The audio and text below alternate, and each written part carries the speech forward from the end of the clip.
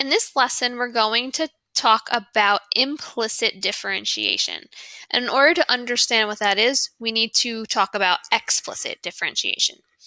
So explicit differentiation is what we've been using to find the derivative. So basically, you have a y on one side equals something else, and when you take the derivative, you have y prime on one side and the derivative in terms of x on the other side. So here's an example of using explicit differentiation. We've got y equals 3x to the fourth, and we want to find the derivative. So we can use the power rule here. So we know that this is going to be y prime is equal to 12x to the third.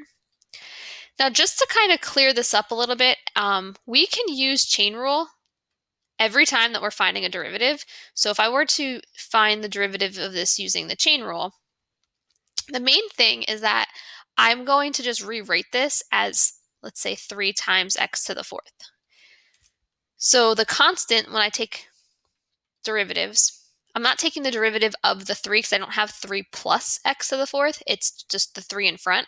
So constants can kind of just stay in the front. And then we take the derivative of the thing that it's being multiplied to. So with x to the fourth, we can say that our outer function is something to the fourth.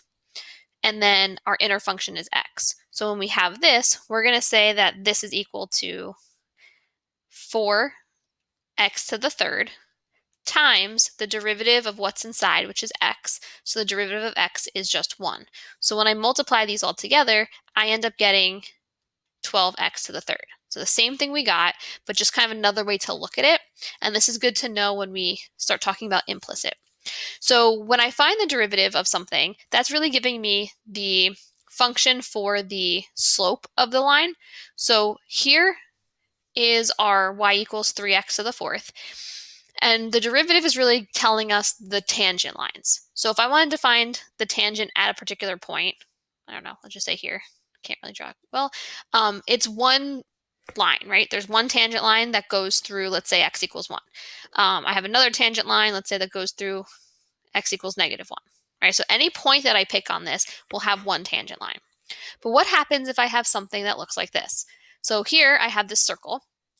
And if I wanted to find the tangent line at, let's say, 4, when x is 4, I have 2 places where that happens, right? I have a tangent line, can't really draw it well, right, right about here.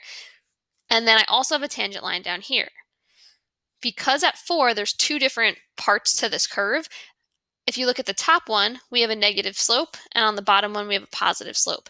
So when things happen like that, where there's multiple tangent lines that could be drawn at the same point, that's an indicator that we're going to be using implicit differentiation.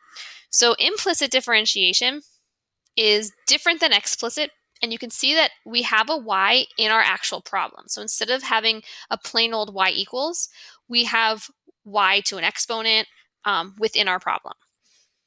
So we are going to find the derivative of this implicitly. Okay, so what we'll do is I'm just going to write this as d over dx. That means the derivative with respect to x of x squared plus y squared equals 25. So we're taking the derivative of the entire thing. Okay, so for the x, we're pretty good. We know how to find the derivative. Now notice here, it's the derivative with respect to x. So if I have an x in the problem, I'm just taking the derivative. So x squared is going to give me 2x, right? And really, I'm just going to do like a little side note over here. If I had the derivative of x in terms of x squared, we know that that's going to be 2x. And technically, we have it multiplied by 1 because the derivative of x is 1. The reason the derivative of x is 1 is because we're taking it with respect to x. So we can say dx over dx. Okay, we're not going to write this every time. I'm just kind of showing you where this stuff is coming from. So dx over dx means the derivative of x with respect to x. So the derivative of x with respect to x, as a fraction, dx over dx would reduce to 1. So we really have 2x times 1, which is really 2x. So even though we look at x squared and we know that it's going to be 2x, the derivative, the reason it is 2x is because you're doing 2x times dx over dx, which is really 2x times 1, which is 2x. So we're taking the derivative of x with respect to x. Okay, this might sound like it's a little bit crazy, but it makes sense when we go to the next part. So the next part, we have the derivative of y squared. So I'm going to put this over here. Now the problem that we have here is that we want the derivative with respect to x, but we're doing it of y. So we have an issue here because we don't have an x. So another way that we can kind of write this is we could say that the derivative with respect to y, right? So I'm changing the x, and you'll see that I'm not actually getting rid of it. I'm just going to rewrite it a different way. So the derivative with respect to y would be 2y, right? Just like the other one, like x squared was 2x. But I really need this d over dx. So in order to get rid of this dy, I need to multiply by dy over dx, the derivative of y with respect to x. So mathematically, this dy and this dy will cancel out, and I'll have d over dx of 2y, technically. So bear with me on this. So when we find the derivative of y squared with respect to x, that's going to end up being 2y dy over dx. Okay, so every time that we're finding the derivative of y with respect to x, we have to include this dy over dx. So just like when we did this like 2x, we don't multiply by dx over dx because that's just 1. So we don't include that. But with the y, we have to include the dy over dx because that would be the derivative of y with respect to x.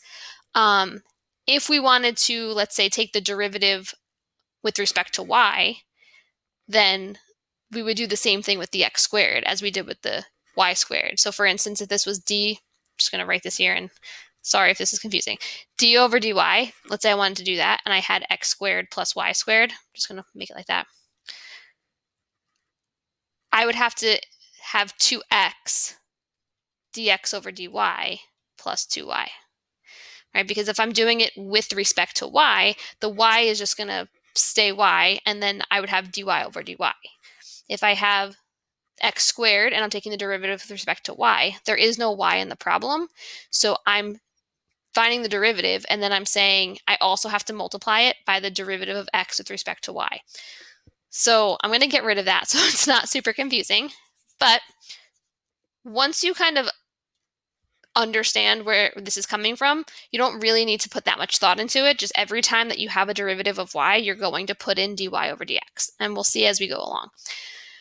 The derivative of 25, since that's a constant, that's going to equal 0. So what we want to do is when we find the derivative, we do want to find dy over dx. So we're basically solving this algebraically for dy over dx. So we're going to say 2y dy over dx is equal to negative 2x. I'm going to bring that 2x to the other side. And then I'm going to divide both sides by 2y. So that's gone. So I end up getting dy over dx is equal to, and then the negative 2 and this positive 2 can kind of cancel each other out. So I'm going to end up with negative x over y. So we're still finding that derivative, that y prime. So you can call dy over dx y prime if you'd rather. So up here, you could say the derivative is 2y y prime. Personally, I think writing that is confusing because if I had 2y y prime, to me, I don't like having the y's next to each other. I'd rather write y prime as dy over dx. And then that's what we're trying to solve for. Okay, so sorry if that was confusing. So we're going to use that information to kind of help us here. So find the equation of the tangent line to the circle x squared plus y squared equals 25 at the point 3, 4. So we already solved for dy over dx, which is the derivative, which is the slope. Right? So dy over dx is negative x over y. And if I want to find it at the point 3, 4, I'm going to plug in 3 for x and 4 for y. So negative 3 over 4, and that's going to be my slope. Okay, which I'm going to just go over here for 1 second. And that makes sense because at 3, 4, I didn't really find that point correctly, but 3/4 is like somewhere up here, this blue line that I'm drawing. And we can see that that slope is negative. Had I picked the point, let's say 3, -4, the slope would be positive if we plugged it into this equation, right? So 3, -4 would be -3 over -4, which would become a positive slope. So when we're finding the equation of the tangent line, we are just going to use that point and that slope to find the equation. So we'll say y minus 4 is equal to -3/4 times x minus 3. Okay, we could keep it like that. Or if we wanted to solve for y, we'll distribute the -3/4 and then we'll add the 4 over. So we would get -3/4 x plus 25 over 4. And there's your equation of the tangent line. So I just wanted to show you that you can do this same problem another way. So here we had x squared plus y squared equals 25. The idea of implicit differentiation is kind of confusing in the beginning, but it's faster to use. If I wanted to do the same thing I did in the previous slide, which is find I'm not going to necessarily do the entire equation of the tangent line, but let's say I wanted to find like the slope of the tangent line at that point 3/4. I could solve this for y if I wanted to. If I solve it for y, then I can just use explicit differentiation. So let's do that for instance. So to get y by itself, right, I have y squared, and then I would have 25 minus x squared. Then I have to take the square root. When you take the square root, remember that we get plus or minus. So y is equal to plus or minus the square root of 25 minus x squared. So because I'm doing this particularly at the point 3/4, I know that that's going to be the positive version. So when I have a square root, you know how those are like on my graph, if I have a square root function, it's like a hook. So I have like going up if it's positive and going down if it's negative. And putting them together creates that circle. So if I'm doing it at the point 3/4, 3/4 is in the first quadrant. So I'm going to be using the positive version of this. So I can just get rid of the plus or minus and say that I'm going to use y equals the square root of 25 minus x squared. And then from here, I can just take the derivative like I normally would. So I would have y prime, which is the same thing as dy over dx.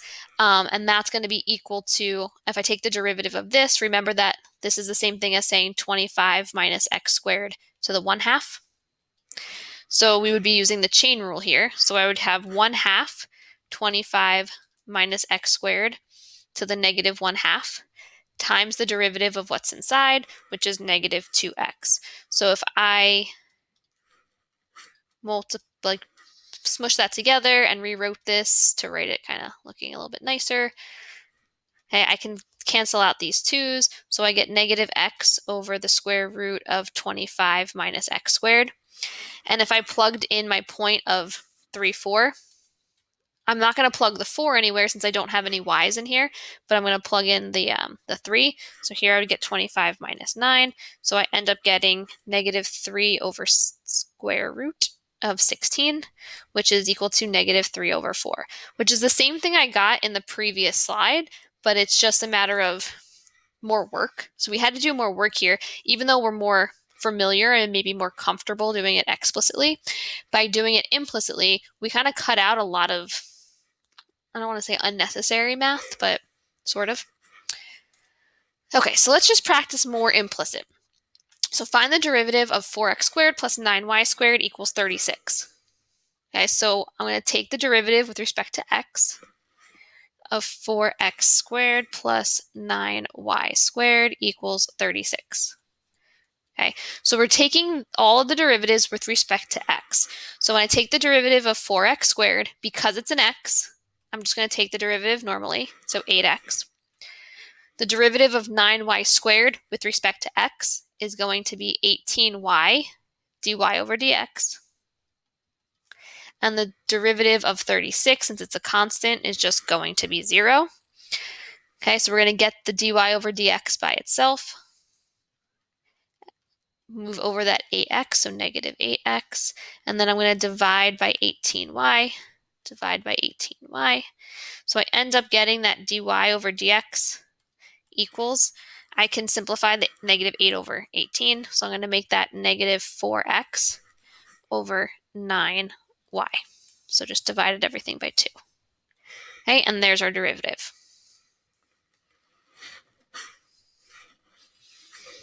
Okay, find dy over dx by implicit differentiation. So again, I'm going to just write it like this, where I'm taking the derivative with respect to x of everything. So now we get a little bit more complicated because there's things here like a product that we're going to have to use the product rule. So we're going to take the derivative of 2x squared. So that's just going to be 4x. When I take the derivative of xy, I have the product. So I have to use the product rule. So I'm going to do first, which is x, times the derivative of the second. So the derivative of y is going to be dy over dx, right? Because technically the derivative of y would be 1 times dy over dx. But I don't need to put the 1 there because it's the same thing. Okay, so that's first times the derivative of the second plus the second, which is y, times the derivative of the first. So the derivative of x is just 1. Then we have minus y squared. So the derivative of negative y squared is going to be negative 2y dy over dx. And then the derivative of 2, since it's a constant, is just going to be 0. So what we want to do here is we want to get all of the dy over dx's on one side, and we want to get everything else that's not a dy over dx on the other side. So I'm going to keep the x dy over dx minus the 2y dy over dx on this side. And then I'm going to take this 4x and this positive y, and I'm going to bring them to the other side. So I'm going to have negative 4x minus y. So then on the left-hand side, I'm going to factor out a dy over dx. So dy over dx is going to come out. So I have x minus 2y equals negative 4x minus y. And then to get dy over dx by itself, I'm going to divide by x minus 2y. So I end up with dy over dx is equal to negative 4x minus y over x minus 2y.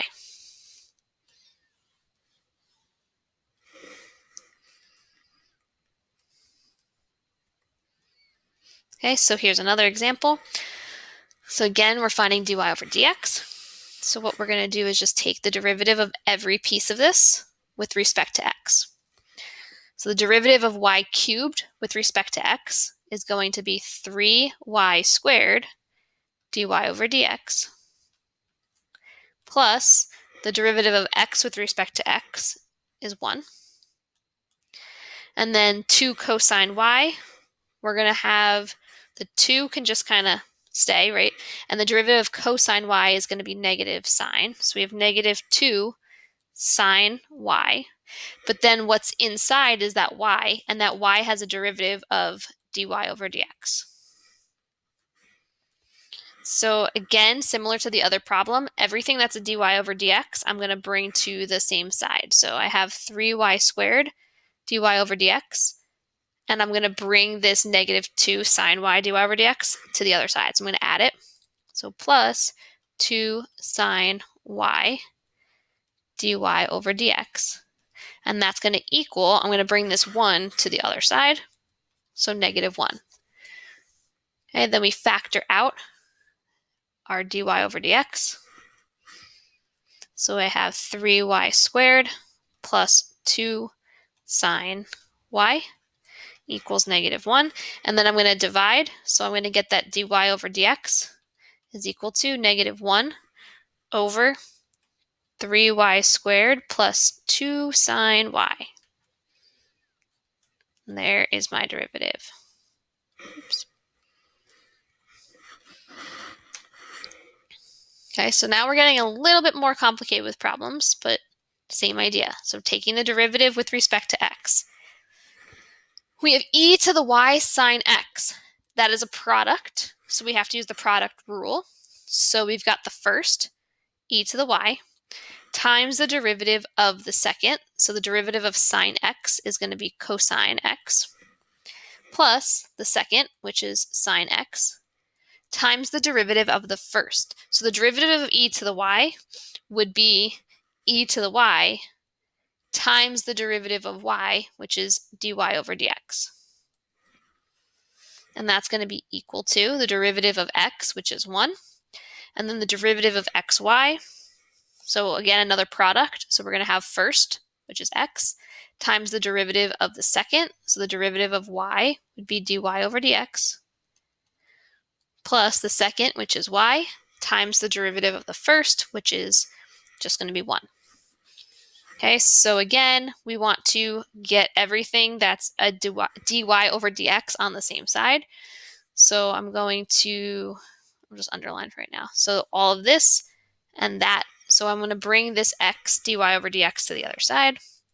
So I'm going to have sine x e to the y dy over dx minus x dy over dx is equal to 1 plus y. And then I have to bring this e to the y cosine x to the other side.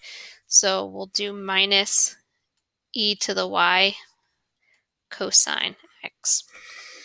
Okay, so factor out the dy over dx from both sides. So I'm just going to rewrite this and put the e to the y in the front just because. And then that's equal to 1 plus y minus e to the y cosine x. So when I divide out, I get dy over dx equals 1 plus y minus e to the y cosine x over e to the y sine x minus x.